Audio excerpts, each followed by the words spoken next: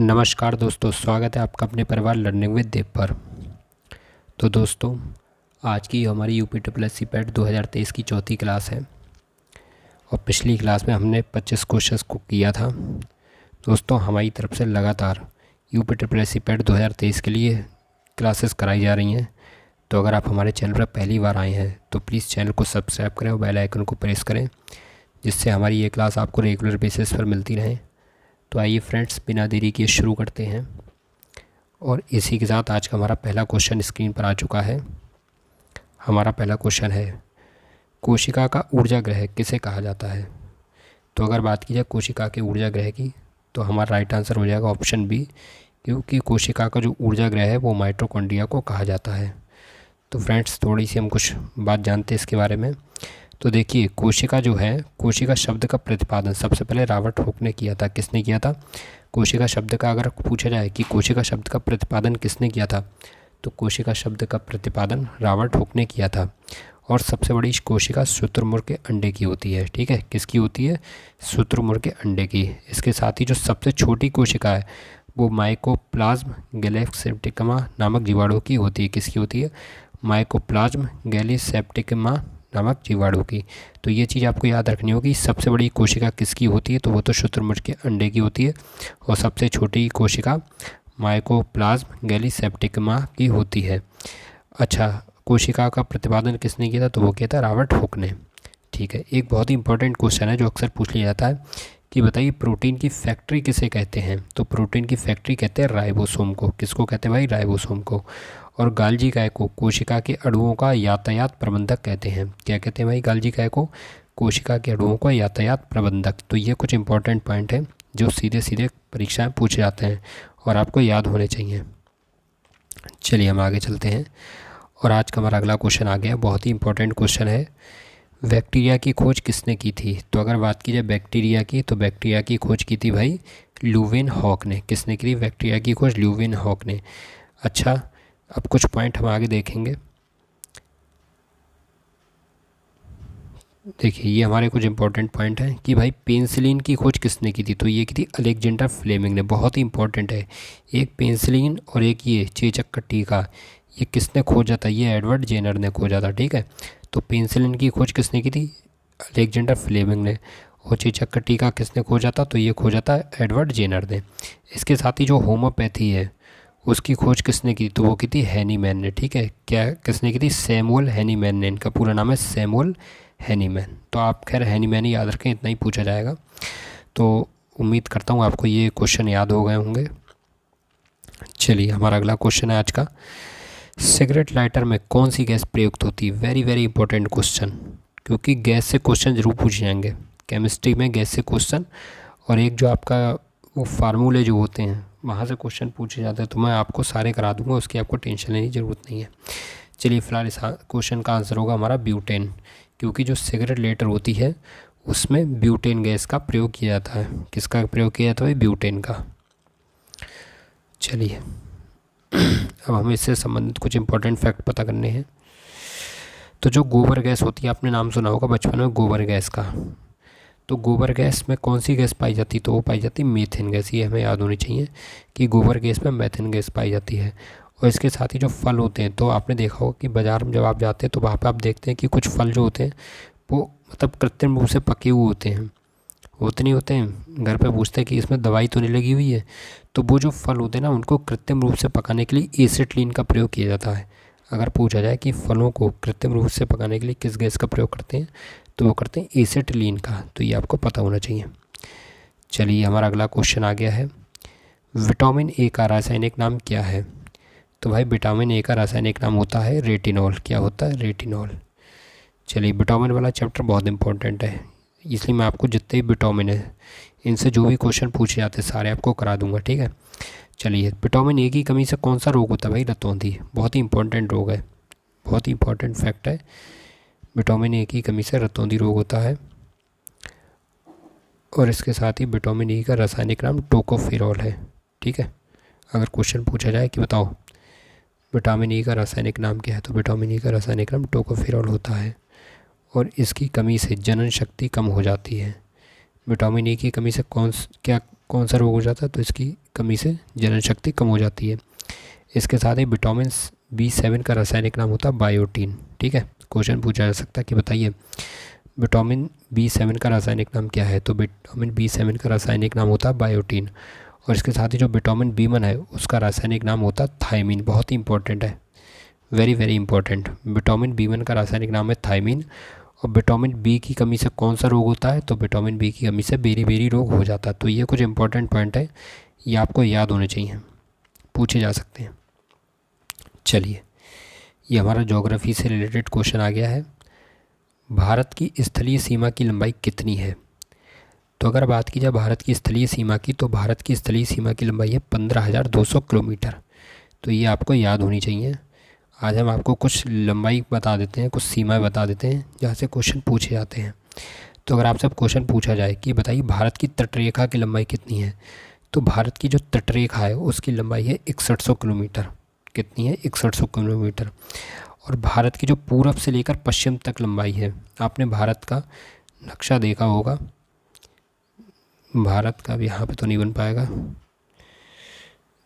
चलो मैं थोड़ा बहुत कोशिश करता हूँ जी, तो मोबाइल इस पर कैसे बन जाएगा। देखिए, अगर बात की जाए जैसे जो भारत की जो तटरेखा है उसकी लंबाई तो 6100 किलोमीटर। ठीक है, मान लीजिए ये भारत का नक्शा है। ठीक है, अब मान लेते हैं ये भारत का नक्शा है क्योंकि यहाँ पर बन नहीं पाएगा।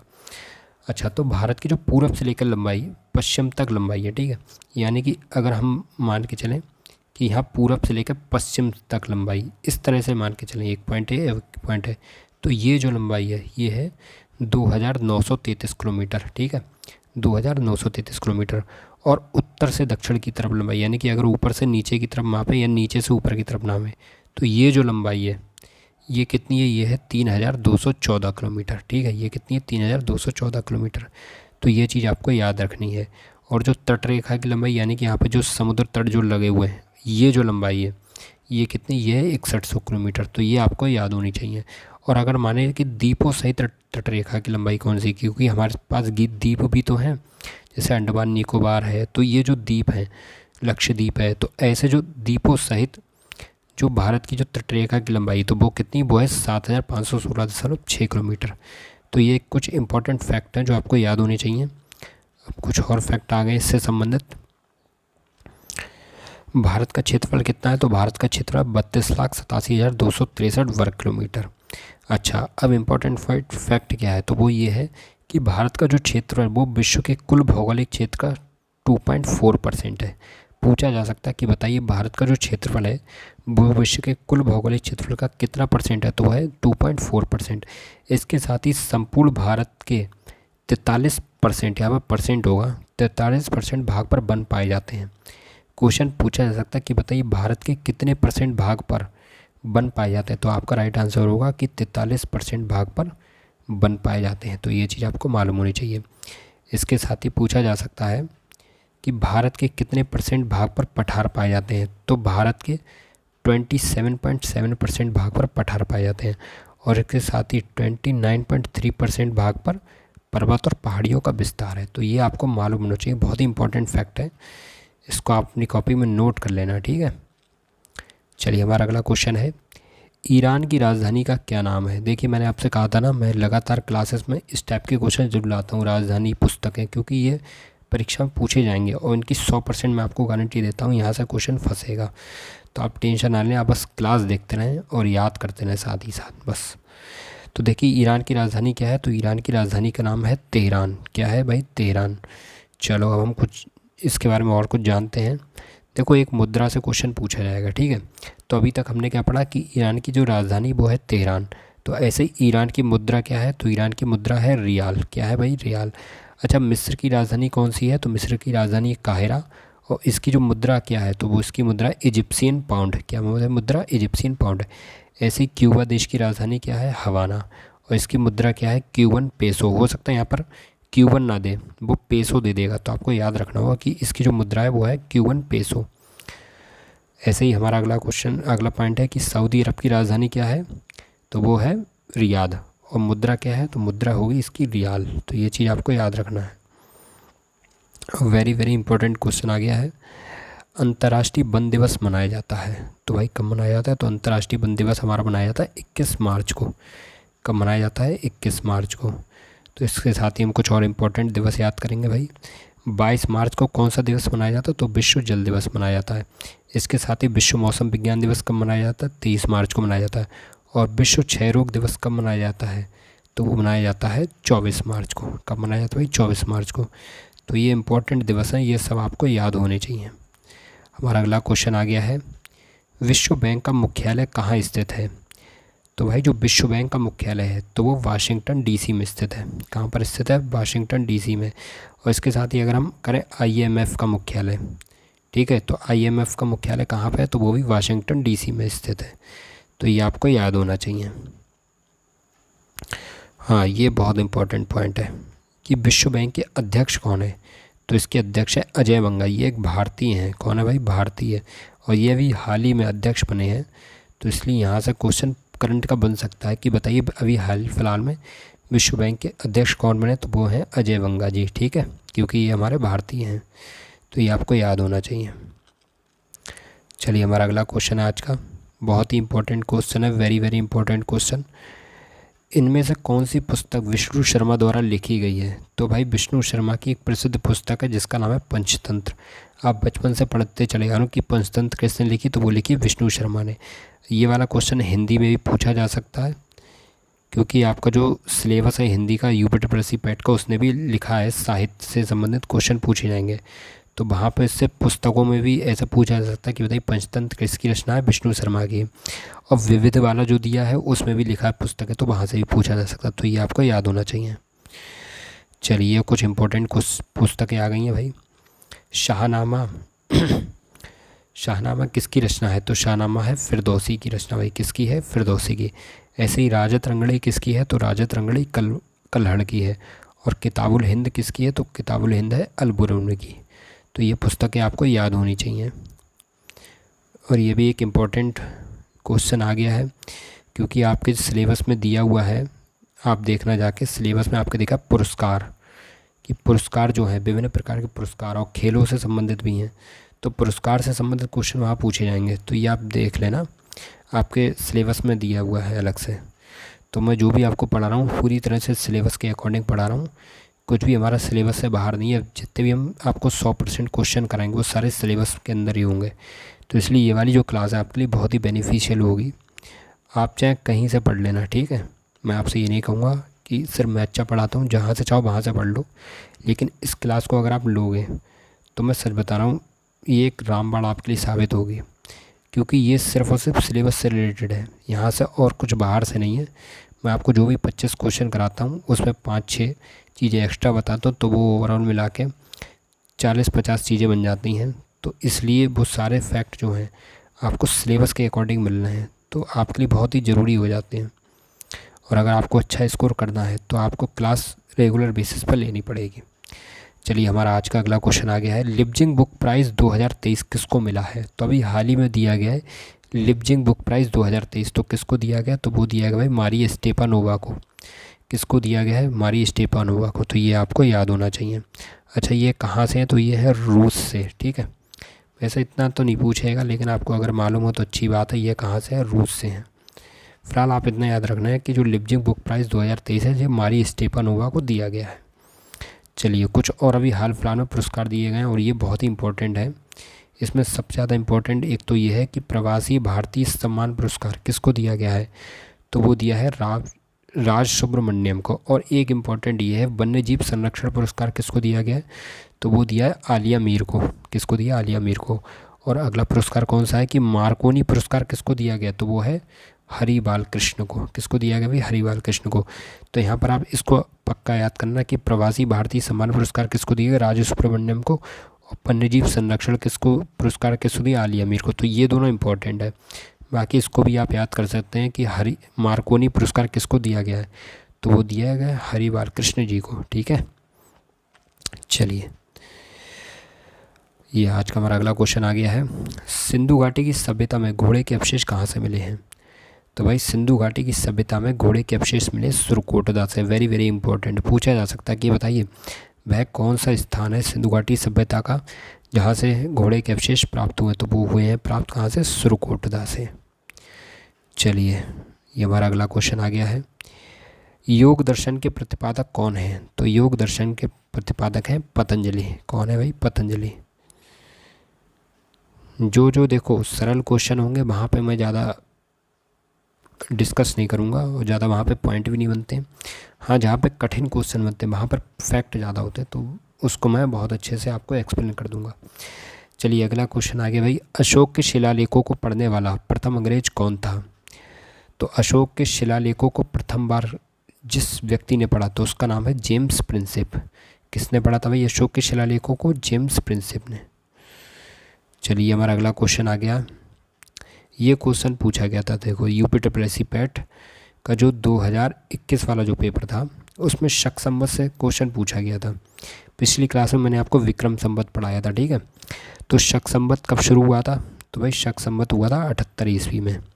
शक संवत कब हुआ था? 78 में। और विक्रम संवत हुआ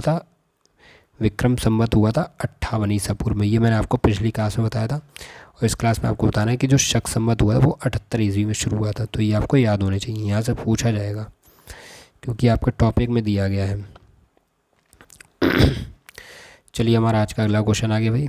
मौर्य काल शिक्षा का सबसे प्रसिद्ध केंद्र कौन सा था? तो अगर बात की जाए मौर्य काल में, तो मौर्य काल में अगर शिक्षा का सबसे प्रसिद्ध केंद्र था तो वो था तक्षशिला। कौन सा केंद्र था भाई? तक्षशिला।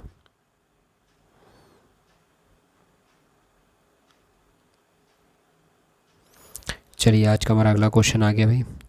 कौन सी बौद्ध रचना गीता के समान मानी जाती है? तो ऐसी कौन सी बौद्ध रचना है जो भाई गीता के समान मानी जाती है? तो वो मानी जाती है धम्मपद। कौन सी मानी जाती है? धम्मपद। तो ये आपको याद रखना चाहिए। और ये हमारा अगला क्वेश्चन है। अड़ू व्रत किस धर्म से जुड़ा है? तो जो अड़ू व्रत है वो जैन धर्म से जुड़ा है। किस धर्म से जुड़ा है? जैन धर्म से। ये हमारे जैन धर्म और बौद्ध धर्म से संबंधित दोनों क्वेश्चन हो चुके हैं क्योंकि ये भी आपके सिलेबस में दिया गया है, तो इसलिए मैं आपको सारे वही क्वेश्चन ला रहा हूँ जो आपके सिलेबस में है, उससे बाहर कुछ नहीं है। चलिए हमारा अगला क्वेश्चन है। हर्षवर्धन के काल में उत्तर भारत का सबसे महत्वपूर्ण शहर कौन सा था? तो हर्षवर्धन के काल में उत्तर भारत का सबसे महत्वपूर्ण शहर था कन्नौज में, और वर्तमान में ये हमारे उत्तर प्रदेश में स्थित है। अच्छा, एक पॉइंट यहाँ से और बनता है, आपसे ऐसे ही पूछा जा सकता है कन्नौज के बारे में कि बताइए त्रिपक्षीय संघर्ष, ठीक है, त्रिपक्षीय संघर्ष किस स्थान को केंद्र में रखकर हुआ था? तो वो भी होता कन्नौज के लिए, ठीक है, क्योंकि कन्नौज के लिए ही युद्ध हुए थे त्रिपक्षीय, 3 पक्षों ने युद्ध लड़े थे, ठीक है। तो ये आपको पता होना चाहिए कि त्रिपक्षीय संघर्ष किसके केंद्र में था? तो वो था कन्नौज के केंद्र में। किसके भाई केंद्र में था? कन्नौज के केंद्र में। तो ये आपको पता होना चाहिए।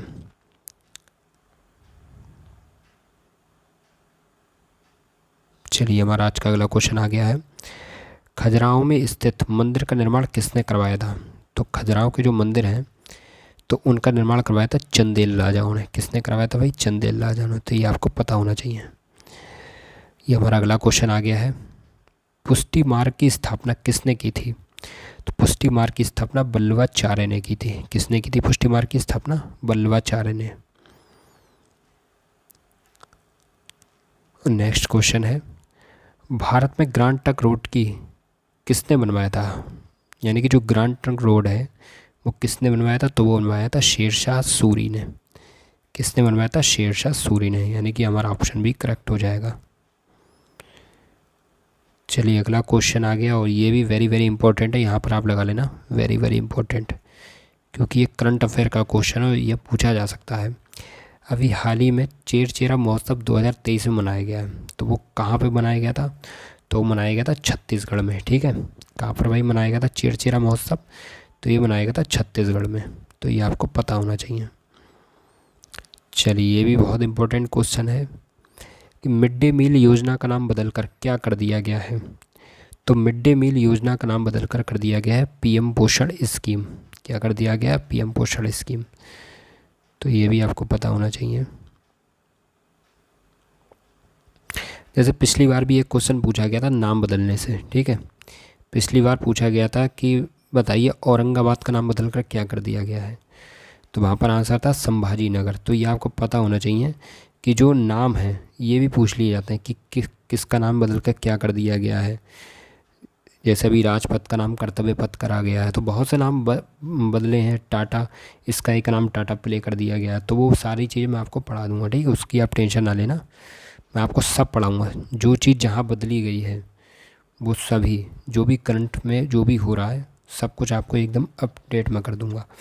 चलिए अगला क्वेश्चन है हमारा, भारत की पहली बालिका पंचायत का गठन कहाँ हुआ है? तो वेरी इंपॉर्टेंट है क्योंकि ये पहली बालिका पंचायत है। तो इसका गठन हुआ है गुजरात में। कहाँ पर हुआ है? गुजरात में। चलिए अगला क्वेश्चन है हमारा, भारत का पहला गोल्ड एटीएम कहाँ स्थापित किया गया? तो भारत का पहला गोल्ड एटीएम स्थापित किया गया हैदराबाद में। कहाँ पर है स्थापित किया गया? हैदराबाद में। तो इस तरह से हमारा ऑप्शन भी करेक्ट हो जाएगा। तो दोस्तों इसी के साथ आज की हमारी क्लास कंप्लीट हो गई है और मैं आशा करता हूँ कि आपको हमारी ये क्लास पसंद आई होगी। देखिए दोस्तों, मैं आपसे बस इतनी विनती करना चाहूँगा कि हमारी जो क्लास है वो पूरी सिलेबस को केंद्र में रखकर बनाई गई है, ठीक है। यानी कि जो हमारी क्लास है कोई बाहर से नहीं है। जितने भी हम आपको क्वेश्चन ला रहे हैं सारे टॉपिक वाइज ला रहे हैं, जो आपकी सिलेबस में मेंशन है। तो इसलिए आप प्लीज़ चैनल को सब्सक्राइब कर लेना और क्लास को रेगुलर बेसिस पर देखना। अगर आप वास्तव में अपनी तैयारी को बहुत अच्छे से करना चाहते हैं तो आपके लिए ये क्लास बहुत ही बेनिफिशियल होगी, बहुत आपको ये लाभ पहुंचाने वाली होगी और आप किसी मुख्य परीक्षा से वंचित नहीं होंगे। आप चाहे कहीं से पढ़ लो, चाहे आप किताबों से पढ़ लो, चाहे आप किसी भी चैनल से पढ़ लो, लेकिन अगर आपको रिवीजन चाहिए तो उसके लिए ये क्लास आपके लिए बहुत अच्छी है। और रिवीजन ही नहीं, अगर आपने अभी तक कभी पढ़ा भी नहीं है तो भी ये क्लास आपके लिए बहुत अच्छी है, क्योंकि मैं आपके लिए फैक्ट भी ला रहा हूँ और मैं आपको डीप भी इसमें पढ़ा रहा हूँ। आप देख रहा हूँ कि मैं क्वेश्चन लाता हूँ, फिर उसके जो फैक्ट होते हैं वो सारे मैं टाइप करके लाता हूँ। अगर मैं चाहता तो मैं यहाँ पर लिख लेता और चला जाता, लेकिन मैं ये सोचता हूँ कि आप इसके स्क्रीनशॉट भी ले सकते हो सकता है आप नोट्स बना रहे हो और नोट्स बनाने में थोड़ा टाइम भी लगता है, तो आप स्क्रीनशॉट इसका ले लिया करो, ठीक है। जो भी फैक्ट हैं उन सब का स्क्रीनशॉट ले लिया करो, बाद में आराम से अपनी कॉपी पर लिखा करो। तो ये आपके लिए काफ़ी फ़ायदेमंद होगा। इससे फ़ायदा ये होगा कि एक बार तो आप सुनेंगे और साथ में देखते हुए जाएंगे। जैसे वीडियो को जब एक बार आप सुन लोगे और देखते हुए चलोगे तो ये चीज़ आपके माइंड में बढ़ जाएगी। फिर साथ ही जो आप स्क्रीनशॉट ले रहे होंगे, फिर उसको जब अपनी कॉपी पे लिखेंगे बढ़िया करके अच्छी हैंड राइटिंग में, तो फिर वो आपको याद हो जाएगा। तो दोबारा फिर आपको रिवीजन करने की ज़रूरत नहीं है। हालांकि मैं इन सब का रिवीजन कराऊंगा, पेपर से पहले मैं रिवीजन सबका करा दूंगा जो भी मैं पढ़ाऊँगा, तो उसके लिए आप बेफिक्र रहना। लेकिन फिर भी मैं आपसे कहूँगा कि आप बस रेगुलर बेसिस पर क्लास देखते रहो और जुड़े रहो, ठीक है। कहीं से पढ़ते रहो, लेकिन ये यहाँ पे ज़रूर जुड़े रहो, क्योंकि आपका रिवीजन अच्छा हो जाएगा और जो भी सिलेबस वाइज जो भी टॉपिक हैं वो सब आपके अच्छे से कंप्लीट हो जाएंगे। तो ठीक है दोस्तों, विदा लेते हैं और मिलते हैं अगले नेक्स्ट क्लास में। तब तक के लिए नमस्कार, जय हिंद, वंदे मातरम।